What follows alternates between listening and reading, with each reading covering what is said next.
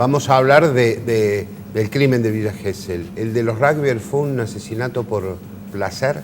Eso nos conmovió y nos dolió a todos como sociedad, como padres, como integrantes de distintos grupos, inclusive los que practican el rugby, que obviamente no tienen absolutamente nada que ver con la conducta insólita de un grupo de jóvenes. Vamos a charlar sobre el punto con Débora Imhoff, que es una persona de la Universidad Nacional de Córdoba, que es investigadora del CONICET y que es prosecretaria de Género, Diversidad y Feminismo de la Casa de Altos Estudios de Trejo, ¿no?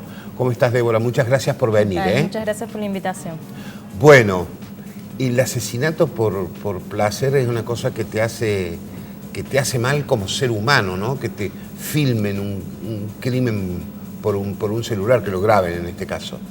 Bueno, acá estamos hablando de una figura legal, ¿no? Que se está discutiendo, que es caratular esto o agregarle este agravante de homicidio por placer.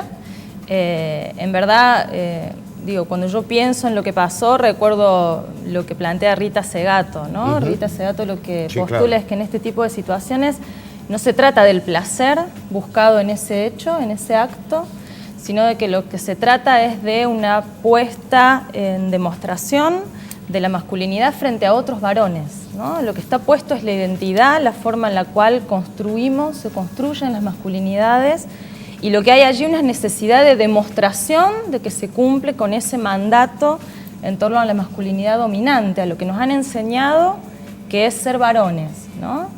Y esto tiene que ver con una matriz de pensamiento, con un sistema, esto que escuchamos, ¿no?, ahora más asiduamente, como este sistema patriarcal, que plantea ciertas pautas en torno a cuáles son los cánones que deben cumplir los varones para ser considerados hombres, ¿no? Entonces ahí hay un mandato de masculinidad asociado a la violencia, y ese mandato postula una cuestión identitaria muy fuerte, que es que ser varón es ser violento. Por lo tanto, si no soy violento, no soy hombre, no cumplo con el mandato. Y si no cumplo con el mandato, estoy por fuera, y lo que está por fuera es identitariamente muy complicado porque carga con una cuestión social muy negativa, ¿no? Que está por fuera del mandato dominante de ser hombre. ¿Los deportes de contacto exacerban ese rasgo? En verdad... porque son deportes violentos, ¿no?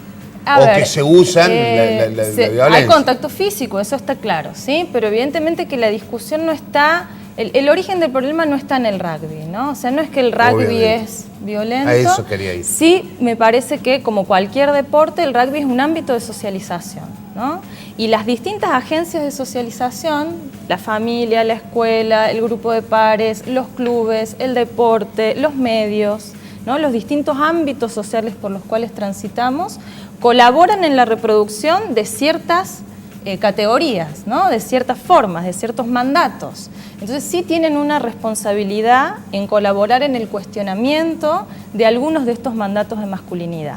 Pero claramente que el problema no está en el rugby, no está en el fútbol, ¿no? Y no se va a solucionar si todos los varones dejan de hacer deportes de contacto, ¿no? Tiene que ver con poder las distintas agencias de socialización hacernos cargo del lugar que ocupamos en la reproducción de esos mandatos que postulan que para ser varón tengo que ser violento.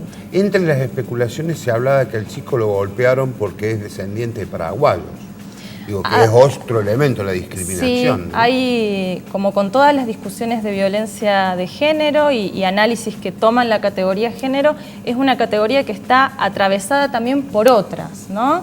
Sin dudas que la clase social es una de ellas, ¿no? Porque además el mandato es ser varón, pero en ese juego de lo social no es cualquier varón el que está valorizado, ¿no? Es un varón blanco, heterosexual, de sectores dominantes.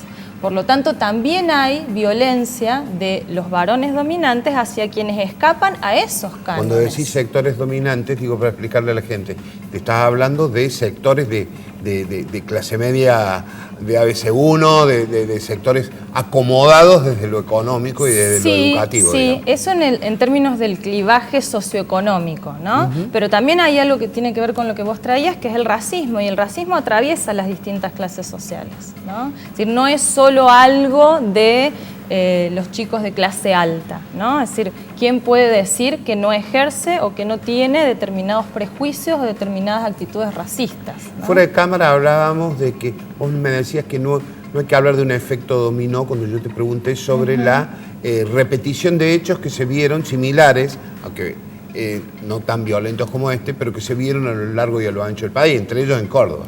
Sí, en psicología hablamos del efecto contagio en otro tipo de situaciones, ¿no? El suicidio es una de las más conocidas. En esto no hay un efecto contagio, ¿sí? Acá lo que está sucediendo es que se está tematizando esto, que está apareciendo con fuerza en los medios, que corremos la cámara y miramos para ahí, pero no significa que esto no estaba sucediendo.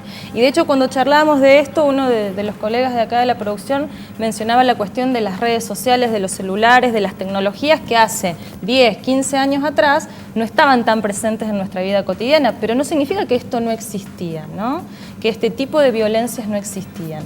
Esto se tematiza ahora, se vuelve tema de agenda y estamos, por supuesto, todas movilizados con esto, pero yo también pensaba cuando veía que iba adquiriendo cada vez más fuerza la temática y el caso, pensaba que en enero mataron a 34 mujeres por situaciones de violencia de género, por violencia machista, ¿no? Una cada casi 22 horas. Y sin embargo lo que nos espanta es este caso, que nos tiene que espantar, por supuesto, porque es tremendo lo que pasó, pero que no tiene que espantarnos ni más ni menos que el hecho de que la violencia machista se cobra víctimas en un montón de ámbitos, de manera cotidiana en nuestro país, y que tenemos que hacer algo respecto de esto, ¿no?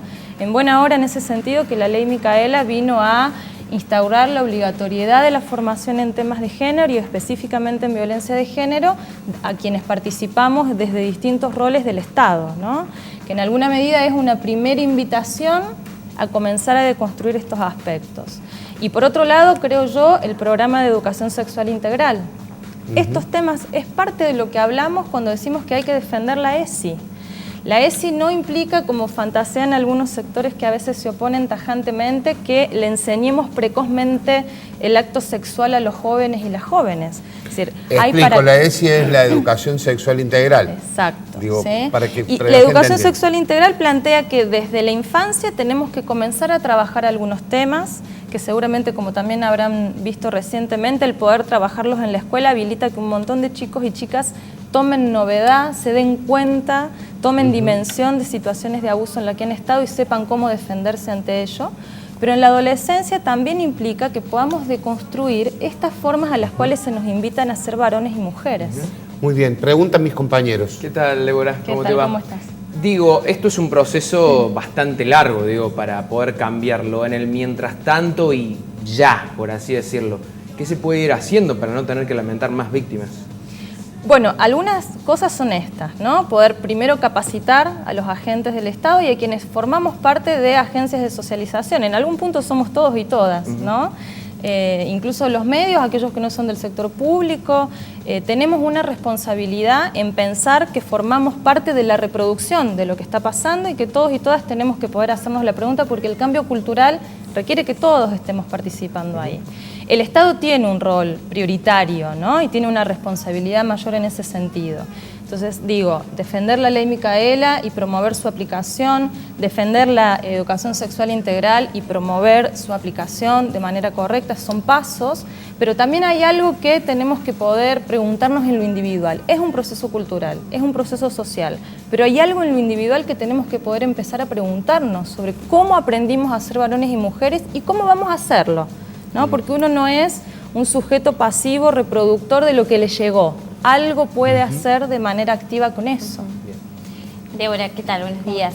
El tema de los rugbyers se ha tomado en todos los medios de comunicación, ya han pasado horas por ahí en aquellos medios de 24 horas de programación, pero llama la atención que no se ha tomado desde la perspectiva de género, desde un acto de violencia y no desde un acto que generan en patota los chicos que practican el deporte del rugby. ¿Por qué crees que no se ha hecho foco en la profundización de ese tipo de acto? ¿Por desconocimiento, por falta todavía de tomar en la cultura de nuestra sociedad, de diferenciar y decir, bueno, esto es violencia, esto es machismo, esto es un deporte? A ver, no creo que se trate de desconocimiento, sin duda que estamos en un proceso progresivo de apropiación social, ¿no? de estos marcos de pensamiento. Sí creo que obviamente que implica cuestionar un sistema de relaciones histórico, muy difícil de cambiar, y estamos acostumbrados a pensar desde otras categorías, ¿no? En esto se habla de los jóvenes, la violencia de los jóvenes, y no es un problema etario. Es decir, el título no debería ser la violencia de estos jóvenes, sino la violencia de estos varones, porque lo que los llevó a protagonizar ese hecho no es la edad que tienen, ¿sí? Es su categoría como varones reproduciendo un determinado mandato, una determinada forma de ser varones.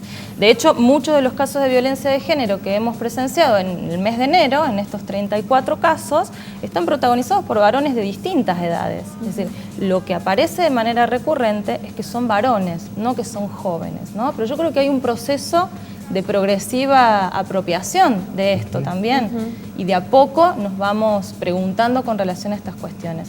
En eso yo insisto, las instituciones públicas tienen un rol fundamental, la universidad pública está haciéndose cargo, la Universidad Nacional de Córdoba, de ese rol, y aprovecho que estoy acá con ustedes para compartir la invitación. Estamos ahora en los cursos de nivelación, como ustedes saben, la Facultad de Psicología está recibiendo 4.300 nuevos ingresantes y nuevas ingresantes, y la semana que viene vamos a tener un taller de violencia de género con ellos y ellas, y el 27 vamos a tener, el 27 de febrero, un taller de masculinidades. Porque esto hay que empezar a tratarlo en los distintos ámbitos, y la universidad pública tiene un rol fundamental porque las personas que egresan van a ser profesionales, ¿no? Y van a estar trabajando con estas realidades, y es imprescindible que egresen con una mirada de género sobre estos temas. Muy bien, Débora, te agradecemos muchísimo. Gracias a ustedes. El contacto con este programa y la visita al piso, por supuesto. Gracias. Bien.